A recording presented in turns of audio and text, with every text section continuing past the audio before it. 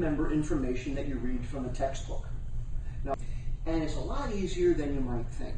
Now, the way most people normally try to read a textbook is they start at the first page of the chapter and they read to the last page of the chapter, and that's their approach. They read a textbook the same way they read a novel. Bad idea. It doesn't stay in your head. So I'm going to show you a few things that you can do to be able to read any kind of a textbook or any kind of a manual, especially if you are preparing for an exam. This is going to be life-changing when you understand this approach. So, the first thing that you do, what you're going to do is you are simply going to take the beginning of the chapter and you're going to turn page after page after page, and you're just going to look to see what's on each page. You're not going to read anything. You are just going to look at what the pictures are. It's going to give you a sense of how long is the chapter, how much is there words compared to images, what are there going to be graphs, does anything jump out at you? That's the very first thing you're going to do. Now you're going to go back to the beginning of the chapter and you are going to read the bold print. You're not going to read all the sentences. You're not going to read all the information in the entire chapter. You're just going to go read the bold print.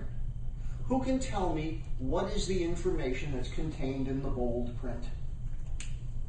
Stuff they want you to remember and see. Stuff they want you to see. The stuff that they put in bold print for a reason.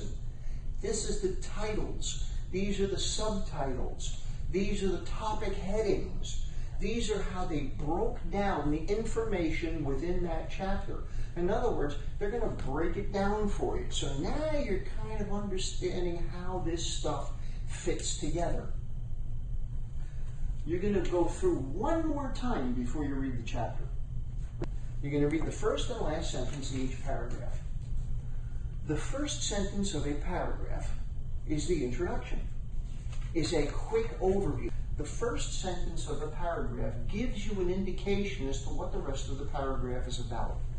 And usually the last sentence of the paragraph helps you sum it up.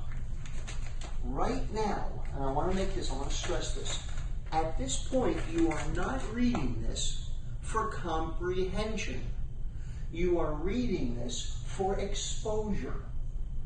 You're not going to understand this stuff yet. Why?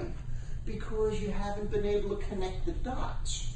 But now you're going to have a map of all the dots. Now what you've got is preview of coming attractions. Now your brain is set up for here's what you're going to get. Now you read the chapter and take. If you follow